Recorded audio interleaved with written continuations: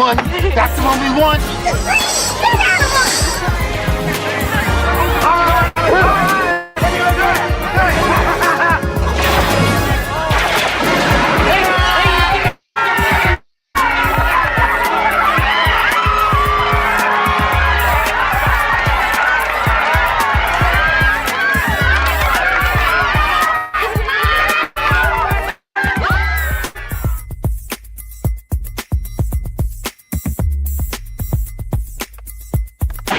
Damage report! Guidance system out. Auxiliary steering out. Defense! Defense! She won't answer the helm. We're locked into the moon's gravitational pull. Do! We die.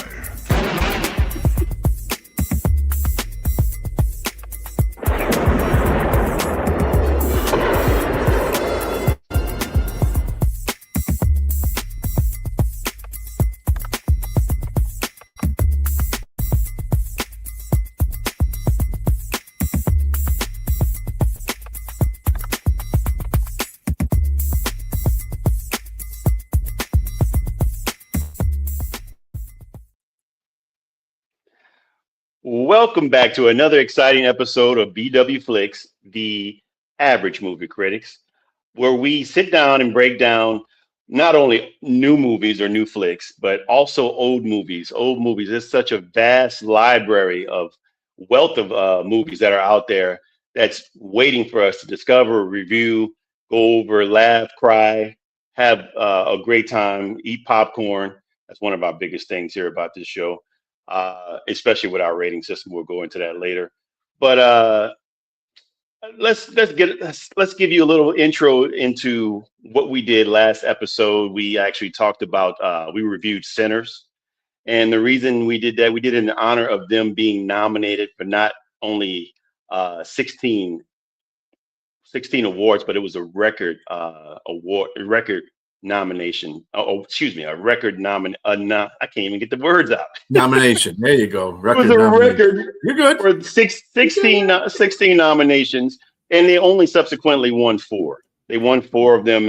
One for Michael B. Jordan for Best Actor, Best Original Screenplay by Ryan Coogler, Best Soundtrack by let's see, the gentleman is Ludwig Göransson, and Best Cinematography by Autumn Durald Archipov. Forgive me, ma'am, if I screwed your name up. I didn't try to. But with that being said, tonight, as previously discussed on the last episode, we will be reviewing the movie of choice by none other than 2 guys that we know on our other podcast, the Professional Unprofessional Sports Show, and Keith Engel and Bo Crouch. They want to talk about The Last Starfighter. This was done in 1984, and we're going to be reviewing that tonight. And I'm going to pass this over to speak about some superlatives of this movie to my co-host, Brian Arndt. And excuse me, my brother, I didn't even ask you, how are you doing tonight, man? I'm doing good. This is going to be a fun show. It's going to be a fun show. I'm just going to say that. And just to the Oscars out there, it was pretty good. I think that 4 out of 16 is a slight. They should have probably got a couple more awards. I'm not saying they should have won all 16. That wasn't going to be possible. Anyway, I don't think they would have won all 16. There were some things that still lacked in the film. Everybody's going to have that. But the cinematography for Sinners was really good. So I'm glad she got the award for that, because they did a very good job on that. Well, before you go there, let me say this. They got the record for the most nominations, but they also got the record for the most losses. They lost 12. That's the most record for losses. So they got more. They got more losses on their. Now I'm having a lost word. Dang it. Anyway. Well, I'll say they have more losses than LeBron James has in championships losses. They got more losses and nominations than most people had nominations. You know what I'm saying? Correct. So yeah, absolutely. It just works out that way, and it's okay. I mean, to tell you the truth, I didn't see the other movie that got Best Picture, and I heard that was a really good movie though with Leonardo DiCaprio. They had a whole bunch of folks in that movie, so I had to go see that one. Same. But anyway, One battle after another is the name of that movie. Yes. Yeah, one battle after another won the award for best movie of the year. Going to the Last Starfighter, it was directed by Nick Castle. It was written by Jonathan R. Betul. It was produced by Gary Adelson, Edward O. Denault, and it starred Lance Guest, Dan O'Hurley, Catherine Mary Stewart, and Robert Preston were the four main actors in this movie. Cinematography was done by King Bagat, edited by Carol Timothy O'Meara, music by Greg Stefan. Production companies were Lower Mara Productions, Universal Pictures. It was also distributed by Universal Pictures. The release date of the movie, and this is one of the things that I had to realize. It was July 13th, 1984 when they released this film. It was a running time of 101 minutes. The country that produced it, obviously, that released it was the United States. The budget was $15 million, but they almost made double that in the box office at $28.7 million. So they did a pretty good job with the movie for the time it was in. So, and we'll get into that. What do you got there, James? Well, I'm going to give you a synopsis of the movie, and then we'll go into our review of the show. So, for those of you out there that's watching tonight for the first time that have not seen the last episode, we try to give you a heads up because we give spoilers in the movies. The movie we try to let you know the name of the movie, what we're going to be reviewing the next week. So we give you a full week to try to watch the movie so that you know that there are spoilers, and we try to review it, and you can chime in as well and let us know what you think about the movie and whether you like it, you dislike it, all the different things about it that you're excited, some things you may know about the movies that we may not. We don't mind communicating and chopping it up with anybody out there regarding the movie. But the synopsis of this Last Starfighter, as B said, 1984. Man, before I even get to that, let me think about 1984. Let's see. LeBron James born in 1984. The World's Fair happened in 1984. I'm from New Orleans, so I know that. I actually went to it in 1984. Michael Jackson Thriller's debut, 1984. I had the jacket. If you don't know about that out there, I had that red jacket with the. But definitely, this movie synopsis, The Last Starfighter, is based on a teenager, a young teenager, just presumably graduating from high school, waiting to get an announcement on whether or not he's going to college or not, or getting acceptance in college. Hey, yeah, such a baby. Yes, such a baby. Teenager Alex Rogan that waiting to move. He lives in a small mobile home community and waiting to find out if he's got accepted to college because he's anxious to leave. And while he's waiting, he plays a video game called Starfighter, and he's very good at it. It's something he's been doing for a long time. And finally, he's on the verge of winning or beating the high score of 900,000, and he actually does it. Everybody's excited for him. You can tell there's a small community because every little thing that happens there, everybody's excited or joins in on it. And so everybody runs and sends word. They go see him beat this score.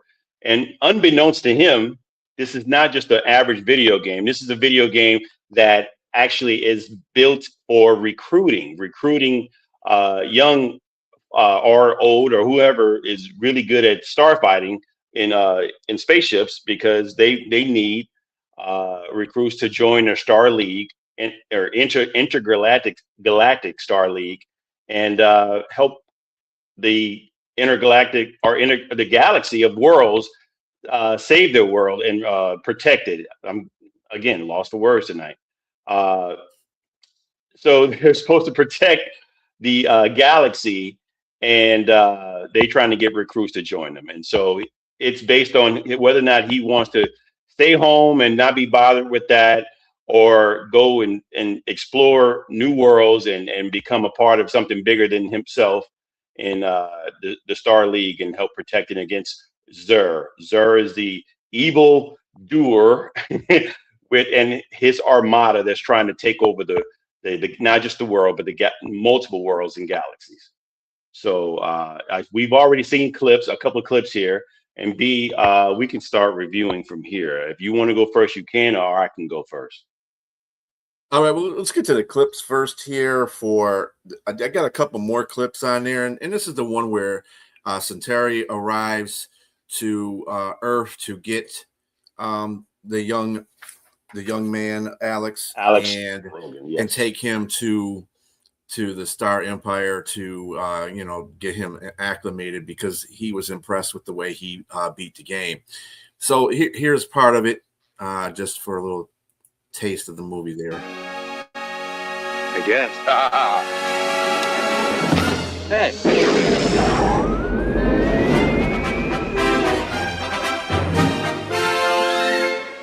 What are you doing? Listen, Centauri is impressed. Sorry about I've seen that. him come and I've seen him go, but you're the best, my boy. Dazzling. Light years ahead of the competition, which is why Centauri is here. He's got a little proposition for you. You interested? I guess. Hey.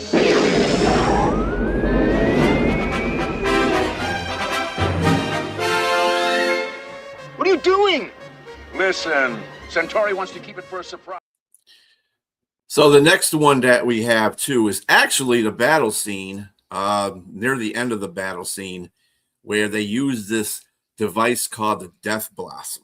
This is kind of hilarious, but this is fun to watch too.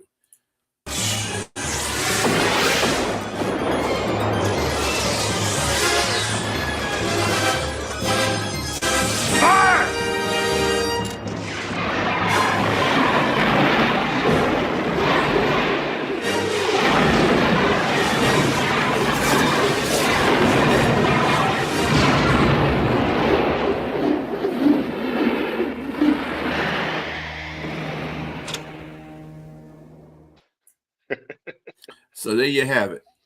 Yeah, I'm going to go first. So, I mean, where do we begin, or where do I start? Look, that last scene you just saw out there, ladies and gentlemen, you saw the computerized spaceship, or the what do they call them? The gunner, and well, he's the gunner, and the guy that's his co-pilot is a navigator. And yeah, mm-hmm. And you look at it, it's not a. I kind of want to say it's a ripoff. It's a ripoff of Star Wars, but it's a mixture of things. I saw some Star Wars in this movie. I saw Close Encounters of the Third Kind. I also saw War Games. We're looking at the video games. I saw, a young teenager playing the video game. And I also saw, what's the other movie? Star Trek. I saw Battlestar Galactica. I seen a lot of different things pieced together. And it was no real story that would just seem like it had potential. Movie had a lot of great potential to succeed, and I can see why it's rated. What did you get? I think it was like a 6.7 and had 76% Rotten Tomatoes. Yeah, IMDb was 6.7, so I can see it was fairly rated high. But I think a lot of that's mostly, to be honest with you, it's on nostalgia. I think most people who watched it were young kids. I mean, it was a family movie, but it really had bad direction. I didn't like the way it was going. I mean, starting off, it seemed like everything you're trying to get a feel of the characters and character development. But Alex is the young teenager. But I didn't like the actors. Lance Guest, first thing I saw him in, honestly, was Halloween 2. And Jamie Lee Curtis was obviously the star, and she stole the show. Lance he was a co-star, but he didn't really show anything. And so now I'm looking at him in this movie as the main protagonist. And you got people like the actor that you saw that was in the car, that was Robert Preston. He's still in the show. Alex was boring. He was a boring character. He didn't really have any type of drive. He didn't have anything that led you to think that he was going to be the superhero, which he was. He's supposed to be the guy. The movie's called The Last Starfighter for a reason. And if you hadn't watched this movie, we give spoilers. the antagonist Zur and his armada blows up all their starships. So there's only one left that escapes, and he becomes the guy that, after all playing this video game, believe it or not, and he's going to be the guy that destroys the armada, from playing a video game. And so, not saying this thing is unbelievable, because it's fantasy, it's sci-fi fantasy, and so it's already sci-fi fantasy, but it's even more like kind of unbelievable. Like so from a video game, you're going to be the only guy left. All those guys that were already veterans and everything else, they all got destroyed, and you're the guy, the lone hero that's going to destroy everybody, and come back and you save the day, and you're the hero. It was just not believable. And the relationship between he and his girlfriend, Maggie, I didn't see a lot of good chemistry there. It just wasn't believable as a relationship. There were some good parts in it. There were some likable characters. Like I mentioned earlier, Centauri, the guy you just showed with the hat that was driving the futuristic car. He stole the show. He had a lot of great lines in it. I liked his character is believable. Grig, his navigator, I liked that character as well. And like I said, I like the guy you mentioned off air was Lord Krill. And Zur and Lord Krill. Lord Krill is the one that gave that line. I'll give you that line to mention it. I'm not going to steal that line from you. But I mean, all in all, this movie to me, man, it just wasn't.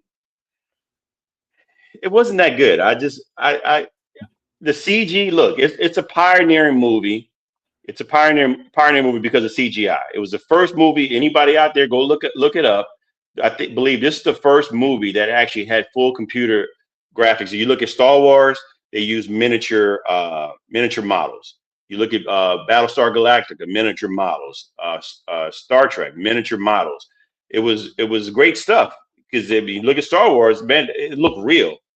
And the budget for Star Wars, to let you know, was between $9 to $11 million in 1977. This budget, like you mentioned, was $15 million. Let me put some context here. Had they had done some things like the miniature model, I think they might have gotten a little bit better effects to me with some of this, because it just looking back on CGI then in its infancy was pretty bad. Now it's horrible. It's hard. I mean, we're trying to get young people to watch these movies. I mean, we probably won't ever get, if they see this movie, they're going to be like, you're doing old movies? I'm never watching this show ever again. But I mean, but with that said, keep watching. It's history. Yes, keep watching, because we do new movies. And like I said, we do old movies as well. And some great old movies out there. But with that said, to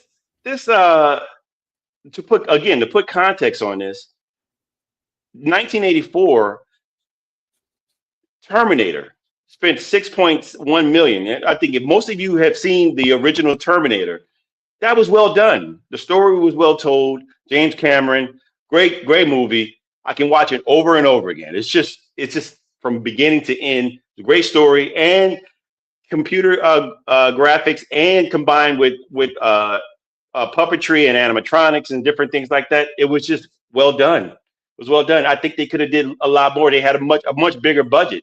They could have did a lot more with this movie. I think so. There's a lot of meat left on the bone. There was a lot left, undesired stuff that just wasn't, to me, that wasn't good. I mean, I'm going to pass it over to you, and you tell me what you think, and I'll rebuttal again with that. Yeah, I think we're on the same page with that. I think the CGI was in its infancy. I think that was the first movie that did CGI on. So you got to give them a little bit of credit for that, because it looked like we were watching Atari, basically. But yeah, with the $15 million budget, considering that Star Wars started off with $11 million, and the cinematography and the special effects were pretty good, pretty excellent actually. They could have done a lot more to fuse the CGI and whatever they were using, depending on how their budget was. It just left a lot of stuff. They could have just did something different. I mean, I know they were trying to get this whole concept out there. It was a concept movie. That's how I feel about it. It's a concept movie, and the acting was meh at the best. The Centauri guy, Robert Preston, he was awesome in that. Hell, half his family members stole the show, once they were on Earth half the time, because, he had his brother up there, Lewis. He was up there, being in his footsteps, and his mom, the grandma that was Maggie's grandma. I didn't think Maggie was especially the greatest actress either in that. But they had some. Will Wheaton was in it, by the way. Will Wheaton was a young Will Wheaton in this movie.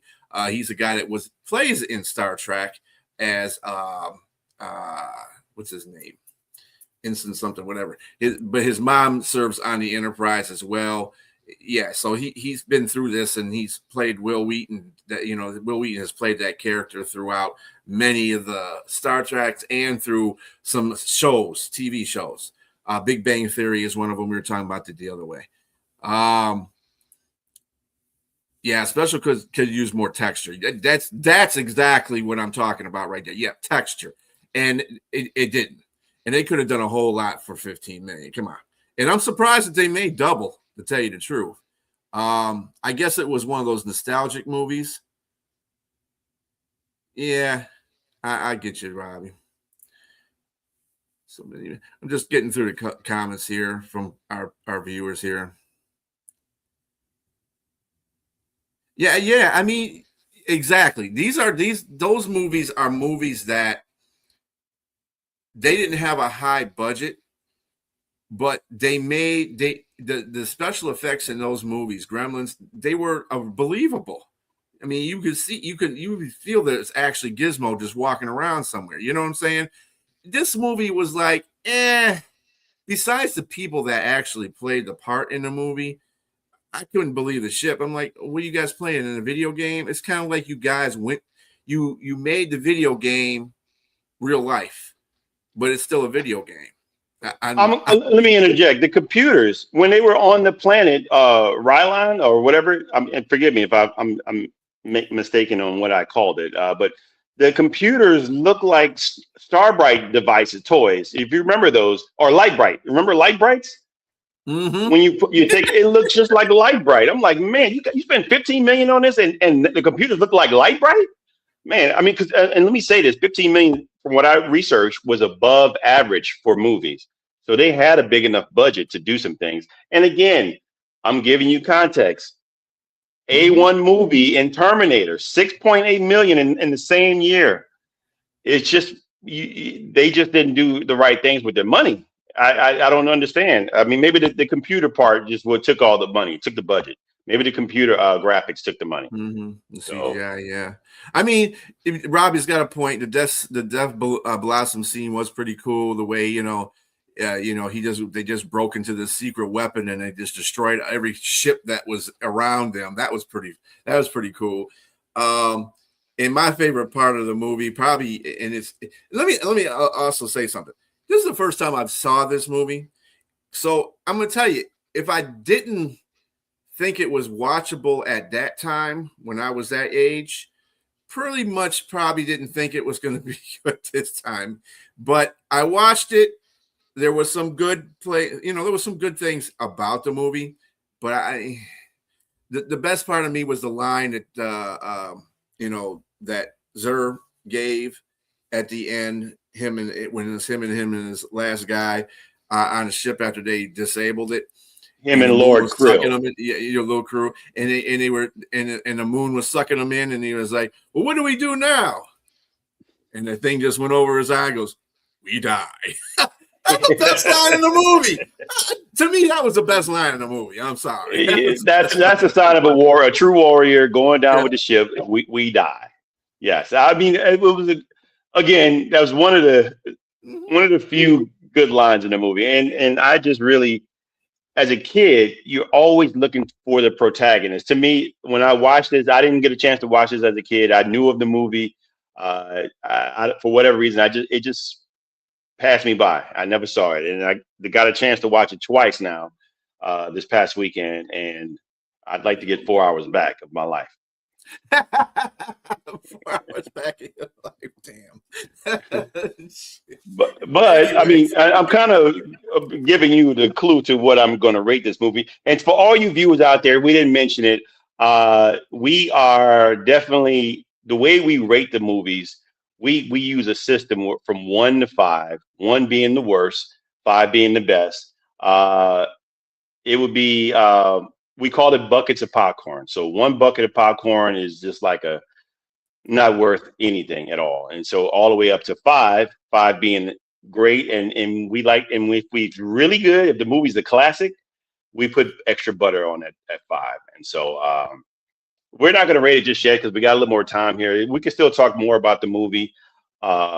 It's I'm really disappointed in the protagonist. Again, I want to emphasize that on the main person, the guy that's supposed to be the hero. He just didn't really give me that feeling that.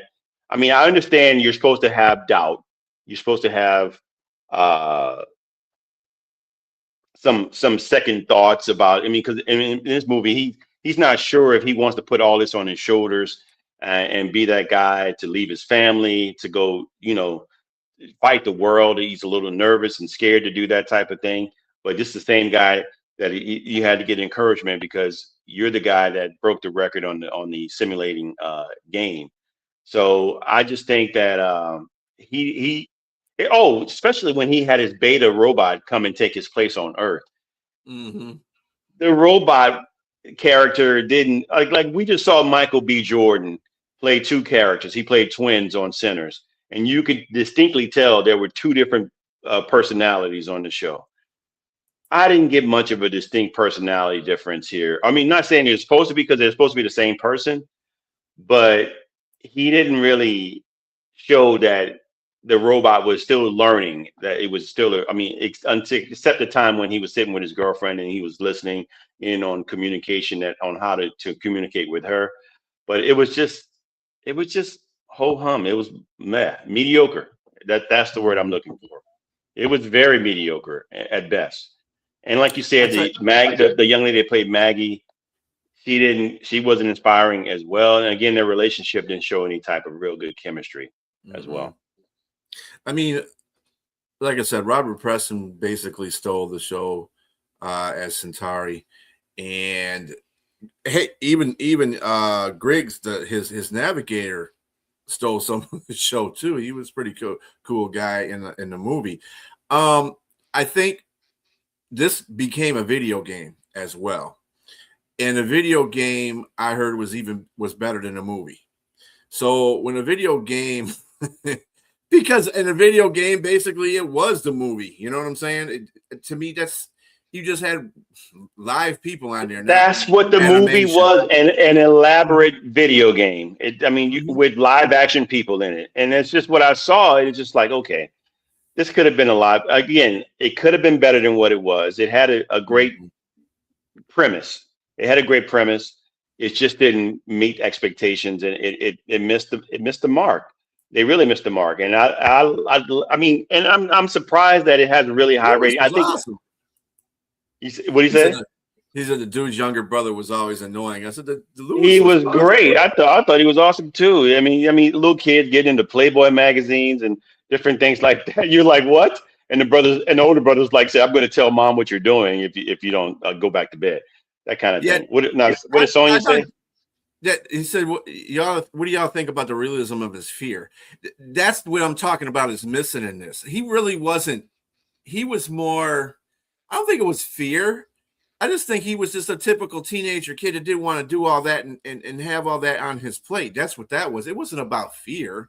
I think it was about not knowing a lot of things. Like when he got on the ship, he was, when he was getting trained how to do certain things on the ship, it was kind of like he was kind of confused because he's young and he doesn't understand. He's just getting it. And then he realized that the ship's controls were the same as the video game controls, so he was able to function off that.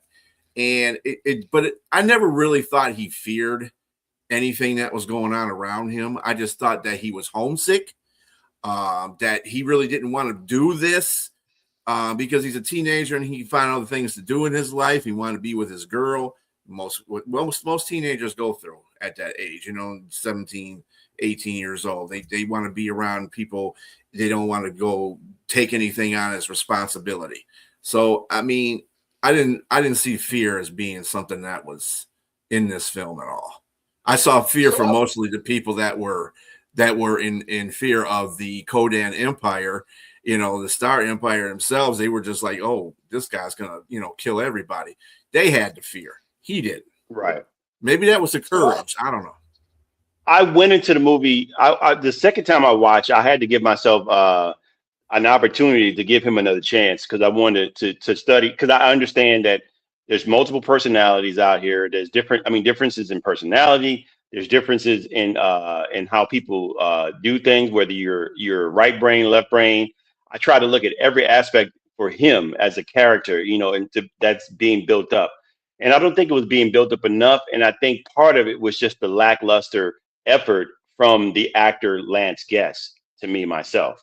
And not saying that Lance is a bad actor, but I mean, I had to think back to what other movie was this guy in, and I saw he was in Jaws 4: The Revenge, and I saw that movie, and that was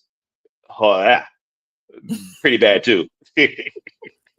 Look, we're talking about another movie before we even review that one. Dang! I just throw it out there, man. Lance Guest don't really have a good lineup as far as award-winning performances here. So that's kind of where you get the direction for him in this movie, where it's just he didn't really give me a lot. He didn't give me a lot in this movie, and I get it. It's a PG movie. It's for family. It's for everybody. I think I'd rather watch Captain EO and Michael Jackson than this for 17 minutes than watch this for 2 hours. And like I said, I watched it twice, so I got 4 hours that I can't not obtain back and get put back into my life ever again. And so, and bringing that up, thinking about it, Thriller even had better special effects and it was more entertaining than this movie was as far as special effects. I mean, like I said, there was good points in this movie. I'm not destroying this movie by any means. It was a very good, there's very good parts in that movie. I understand the concept of it. A teenager is becoming, a hero. I just don't think that the person that played the part realized that or made you realize that whole situation. I think he was kind of a flunky hero. He didn't fear anything because he didn't understand anything. I think he had courage. I think he had a gold star for that. But other than that, I mean, I don't know, man. I got to say one thing. Catherine Mary Stewart, you did see her in another movie, and that was that Weekend at Bernie's. And she played the girlfriend of, what was his name? Andrew McCarthy. Andrew McCarthy. Yeah, she was Andrew McCarthy's girlfriend. Yeah. You know what other movie she was in it's my like one of my favorite movies. My wife has watched it too. This is Night of the Comet. It's an 80s movie. Yeah. Cheesy, but she was a star in the movie. Very good. I love that movie. And it's like, but again, we're rating movies here, but yeah, she was in that one as well. And what did Sonia say? If I want to go back, what did Sonia say? She said Jaws 4 is the equivalent of Charlie the Starfish tuna fish buying someone. I'd rather the starfish Charlie the tuna fish commercials any day than that movie. The shark was roaring. The shark was roaring in the movie.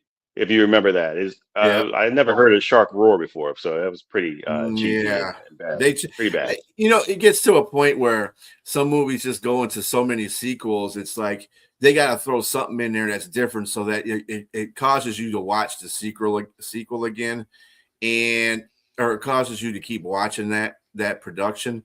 It's just weird. They just add stuff that shouldn't be in there. But anyway. Yeah, I was laughing at that too. Yeah, lion shark. Yeah, I mean, you might as well. I mean, it was terrible. Just put a big mane on the shark and just. Right. I mean, it was horrible. But again, let's get back to this movie. I'm going to go ahead and rate it now because I don't know how much more I can talk about this movie. I mean, you got anything else about it that you want to say before we rate it? Yeah, I mean, no, not really. If anybody out there, actually, to tell you, all the viewers out there, we really do appreciate your commentary in here, and we are watching everything. And I know some of you guys are really nostalgic toward the movie, and that's cool. Probably the reason why I'm not as nostalgic to the movie, because like I said, I didn't watch it when it came out. I watched it in this time. So, and I didn't have a feeling to watch it then when it came out. So that kind of tells you a lot, because I love movies. And that is something that just did not attract my attention at the time when I was growing up. So, but watching it now, I guess I got a jaded view of it. We got our first But also, one. B, I like to say this. Well, she gave it a three. I've seen some movies. I've seen some movies back in the day that I absolutely love as a kid, and then I watch it now, and I'm like, I really like that, man. This doesn't hold up at all. So sometimes you revisit a movie and things don't hold up. I mean, but we were just talking about Miami Vice. Come out in '84. Purple Rain came out in '84, and it still holds up. It still holds up as a pretty good movie. I mean, in my opinion, yes, in my opinion. But it's probably more of a musical, I guess I would say. But again, going back to the Terminator, man, it's just some people make things happen with little stuff they have. They make lemonade out of lemons, and this was lemonade, or it was just lemons for this movie. And that being said, I'm gonna rate this movie, and like I said, we rate with buckets of popcorn. I'm gonna give it 2 buckets of popcorn. 2 buckets of popcorn, one for nostalgia, just based on pure nostalgia, and one for the premise of trying. They actually tried to get somewhere with this movie. It just missed the mark. And the 2 for me watching it twice. So that's it. I guess one bucket for each time. Sonia gave it 3.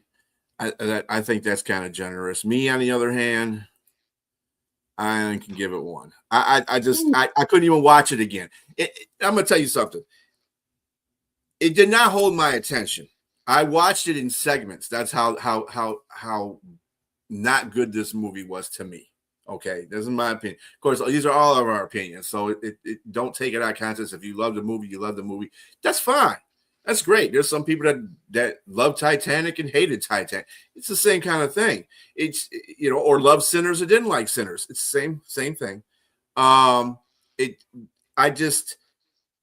We were having fun because we were, talking, me and you, James, about Miami Vice and all the nostalgic things that come on Tubi. By the way, thank you, Tubi, for affording us the right to watch some things. But in the middle of watching this movie, which I had to pay for, by the way, Same. I was watching Miami Vice in between that because I just could not focus in this movie. It's not like I had ADHD or anything like that. I just could not focus in this movie because I just didn't. It was just, ugh. And so I'd watch, a little bit of it, and then I'd watch a little bit of Miami Vice, and I'd watch a little bit of that. I fell asleep on some parts. I had to go back and watch the parts I fell asleep on. So I guess it did not hold my attention well. And also, we can't get our $3.99 back from Amazon Prime Video, right. So you can't get that back. So that's besides time, which is the most priceless thing, can't get that money back either. And so, but this is part of the game. This is what we love to do, and this is what we hope to bring to you is entertaining as the movie was not. But we tried.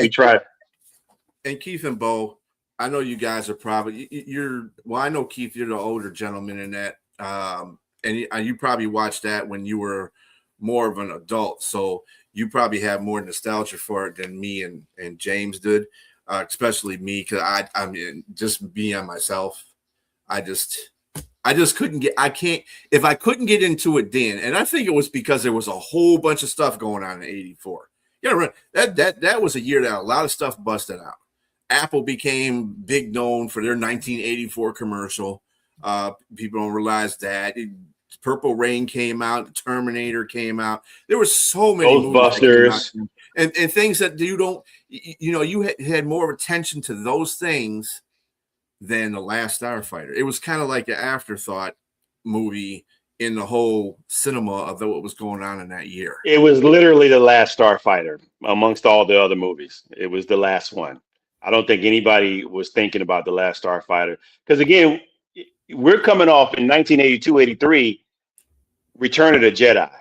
That was big then. And so you're coming off Last Starfighter right behind that. And I mean, I don't know. It made enough money, like you said. I mean, it made pretty decent. It made more twice the amount of well, almost twice, like 28 million, almost twice the amount.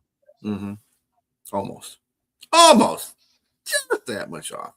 I mean, I know that we both had little bios that we were going to do on this movie too. Do you want to go first in your bio? Yeah, I chose Robert Preston because he caught my attention in the movie, and I thought he was a really good actor. So I was more interested in finding out what he was able to do prior to this. What did it say? Didn't Nightmare on Elm Street came out in Nightmare? 84. Yes, That's what I'm talking absolutely. about. 84 it was an explosion of cinema in that year of so many good movies in there. I think another innovative stuff Friday too. the 13th Part 2, and Halloween came out that year. There was another Halloween movie that came out there. There were so many movies that came out that year that overshadowed The Last Starfighter, and I think that's the reason why, unless you were just going through a stage where you want to see every movie, that's the reason. I love how you're getting excited about Nightmare on Elm Street with your fedora on. Anyway, ready. All right, so yeah, they did. They have. I think that was the other thing that really was working against The Last Starfighter. There's a lot of movies they had to compete with. So yeah, and it just didn't come. And a kid growing up as a teenager, my damn self, in '84. I mean, you got to think about it. I wasn't I was into all the action films and all the, music video type of things. I was an MTV kid. So I wasn't paying attention to The Starfighter because I had Star Wars. I had Star Trek. What I had to be watching that for, so it is. Correct. Okay, so Freddie, yeah. Freddie B. That's hilarious. So Robert Preston was born in June 8, 1918, and he started out on stage. He also, his first screen debut was in 1938 in a crime dramas called King of Alcatraz and Illegal Traffic. Early in his profession, he was predominantly in Westerns. It wasn't all he did, but most of the movies that he did was in Westerns. A couple of them started out with Gary Cooper. That was Union Pacific and Bo Geste. I may have said that wrong for those of you who know these movies. 1939, wasn't even close to being born then. He was also featured in Northwest Mounted Police in 1940.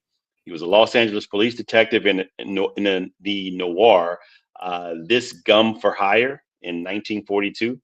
Gumshoe is hilarious. 1942 to 1945, he was in World War II. He was in the military.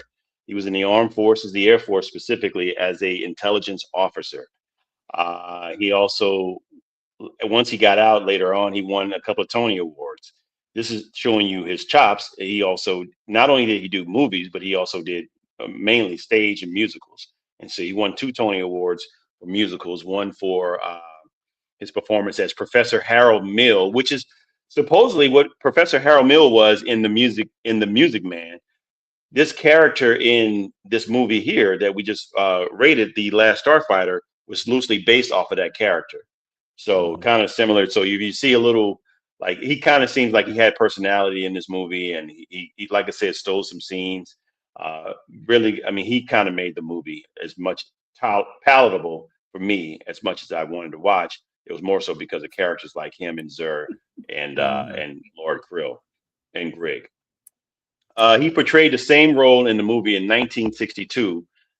Like I said, Professor Harold Mill was initially won a Tony Award on stage, but he also played that same character in the movie. How the West Was Won, also 1962. I Do in 1966 on stage. That was his second Tony Award.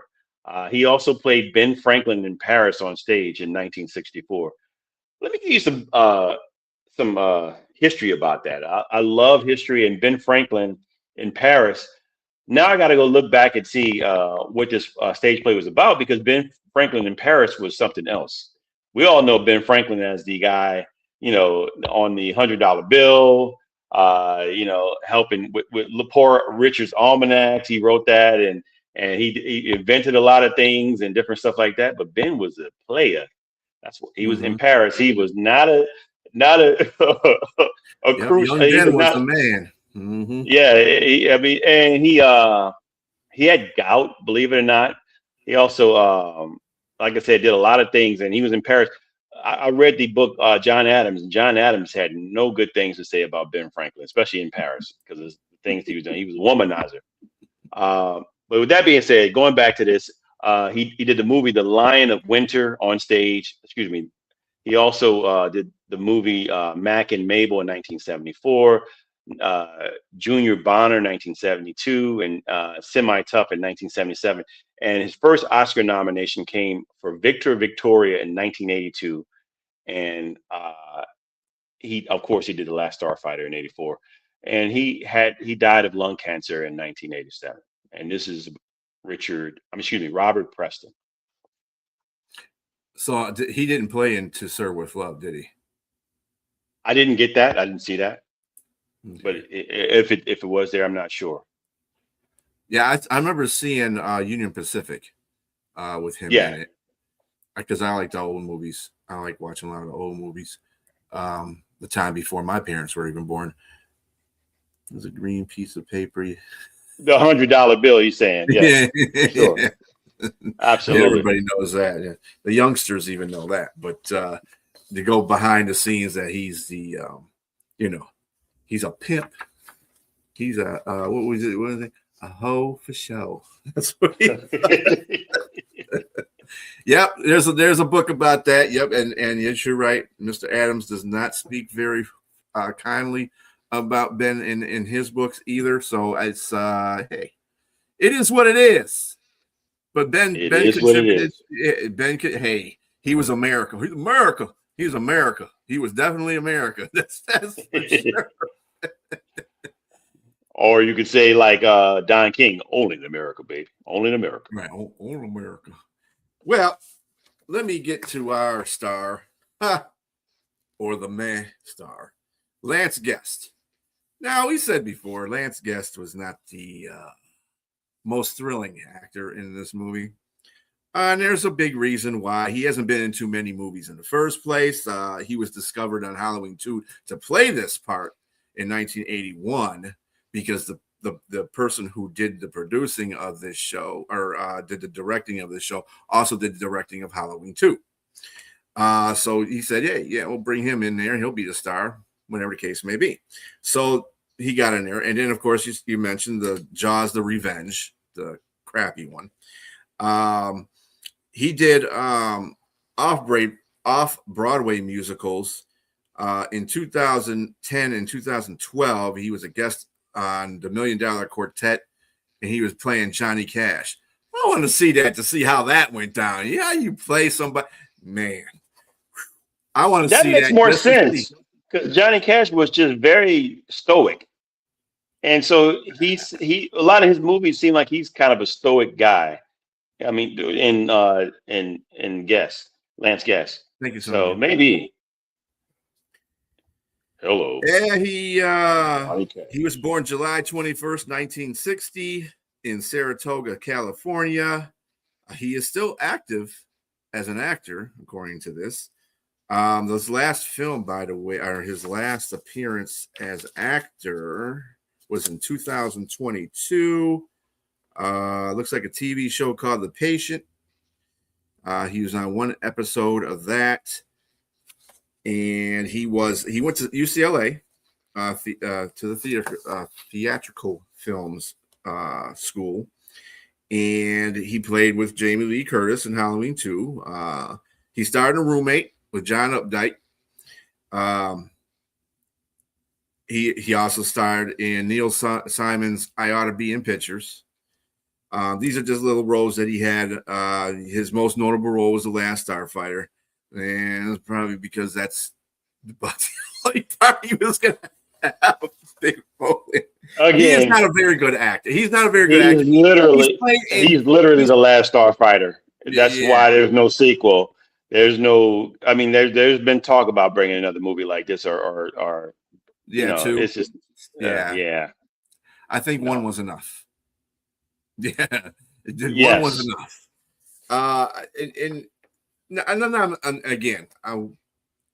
He's a professional. I'm not trying to crack on a guy. Okay, he did okay for this movie. Obviously, it was a nostalgia movie. People recognize him associated with this movie. So I guess if you make your mark in the film industry as being the guy on this particular nostalgic movie, that's a cult movie, actually a cult film, then yeah, I guess that's your claim to fame. Your claim to fame right there. But he played in a lot of other TV shows.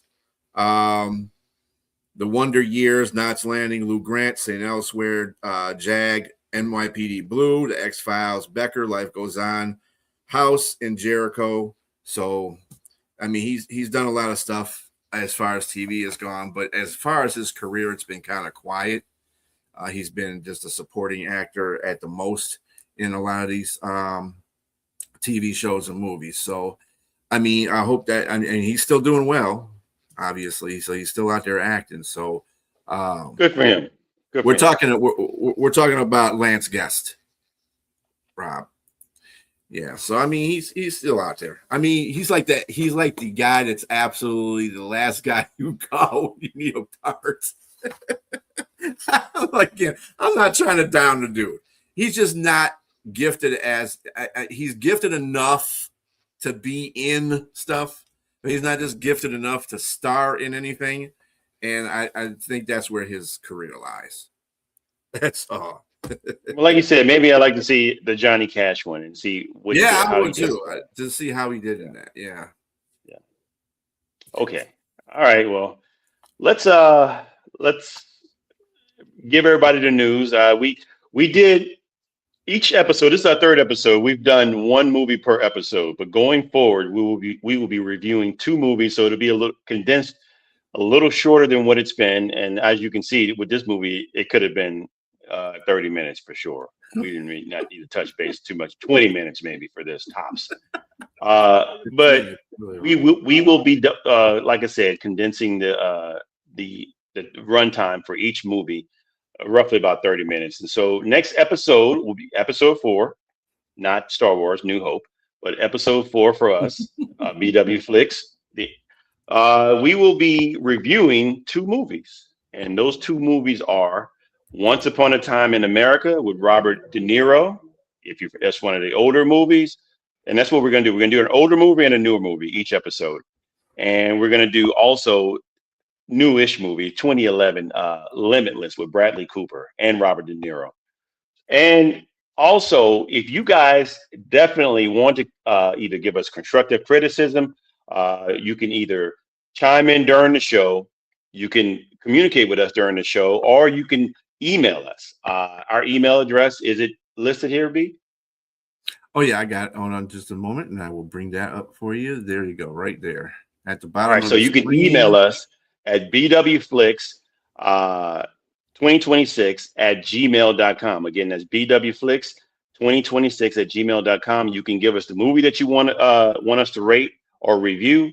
You can also, again, send constructive criticism. And if you like the show, please like the show on YouTube or Facebook and on our live or just whenever. You can subscribe and share with anybody that you know out there. That way we can continue to give you good content.